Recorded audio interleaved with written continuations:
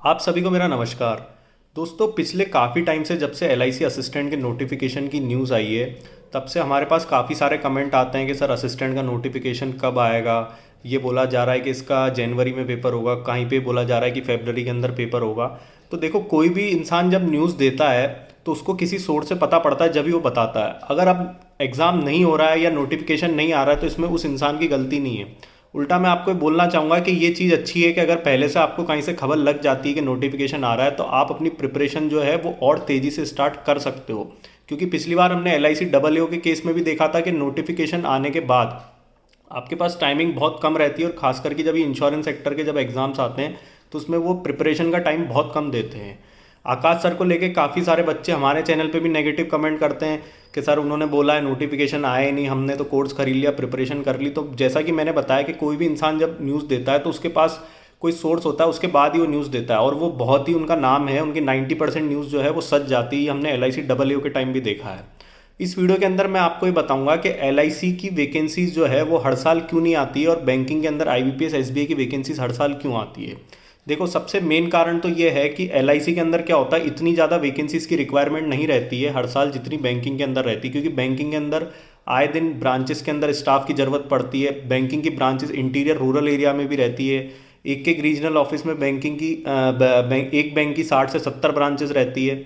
लेकिन L I C के अंदर ऐसा नहीं रहता है, इनकी ब्रांचेस जो है कम रहती है, और इनका जो जिसे हम कहते हैं कि पब्लिक डीलिंग भी इनकी काफ़ी कम होती है बैंकिंग के कंपैरिजन में। तो बैंकिंग में जो है कि आपको स्टाफ की ज़्यादा रिक्वायरमेंट पड़ती है, और अलग अलग वर्टिकल्स की भी खूब रिक्वायरमेंट पड़ती है। इसीलिए हमने देखा कि स्पेशलिस्ट ऑफिसर का भी नोटिफिकेशन जो रहता है एग्रीकल्चर मार्केटिंग का, ये भी लगभग हर साल निकलता है।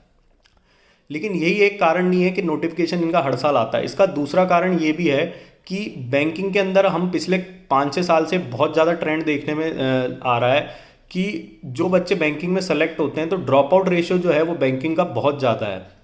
Almost S B I P Os का भी मैंने एक वीडियो बनाया था, उसके अंदर मैंने आपको बताया था कि ऑलमोस्ट 40 50% से भी ज़्यादा जो S B I P O select होते हैं वो कहीं दूसरी जगह सिलेक्शन होने पे जॉब छोड़ देते हैं, क्योंकि बैंकिंग के अंदर प्रेशर बहुत ज़्यादा है। कई बार हमने देखा है जब एफ सी ए का नोटिफिकेशन आया था तो बहुत सारे जो करंट में एस बी आई पी ओस थे, आई बी पी एस पी ओस थे, उस एफ सी ए जी थ्री की सैलरी उससे कम थी, वो क्लरिकल लेवल की पोस्ट थी, लेकिन उसके बावजूद भी उन्होंने वो जॉब छोड़ दी और उन्होंने जो है एफ सी आई ज्वाइन कर लिया।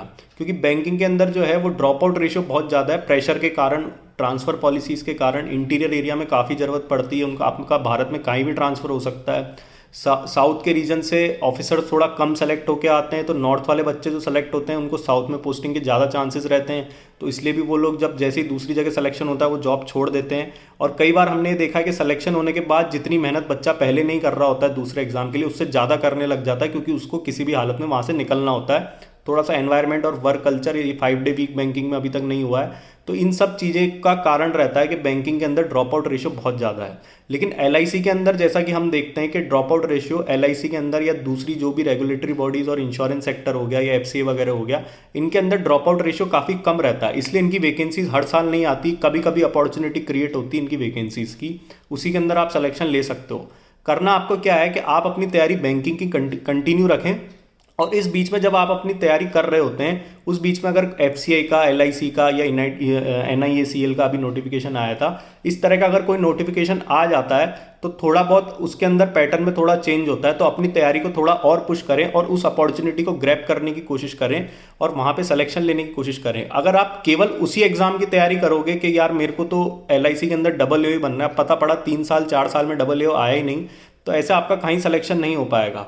करना आपको यही है कि बैंकिंग की तैयारी करनी है, लेकिन अगर इसी के साथ में अगर कोई दूसरा नोटिफिकेशन आ जाता है तो आपको उसके अंदर भी पूरा ध्यान देके वो एग्ज़ाम जरूर क्लियर करना है, क्योंकि बैंकिंग की तैयारी के साथ साथ आपकी उसकी प्रिपरेशन भी हो जाएगी। ज़्यादा फर्क इनके जो एग्ज़ाम पैटर्न में होता है वो नहीं रहता है, 1 या 2 सब्जेक्ट का फर्क रहता है, कभी कभार सेक्शनल टाइमिंग का, सेक्शनल कट ऑफ का फर्क रहता है, बाकी इसके अलावा ज़्यादा फर्क इनके एग्ज़ाम पैटर्न और लेवल में नहीं रहता है। तो ये एक छोटा सा वीडियो मैंने आपको बनाया था, क्योंकि काफ़ी समय से एल आई सी को लेके बहुत सारे कमेंट आते हैं, टेलीग्राम पे हमारे पास बहुत सारी पोस्ट आती है, कई बार इंस्टाग्राम पे बच्चे पूछते हैं कि सर एल आई सी का नोटिफिकेशन कब आएगा, डबल के टाइम भी हुआ था।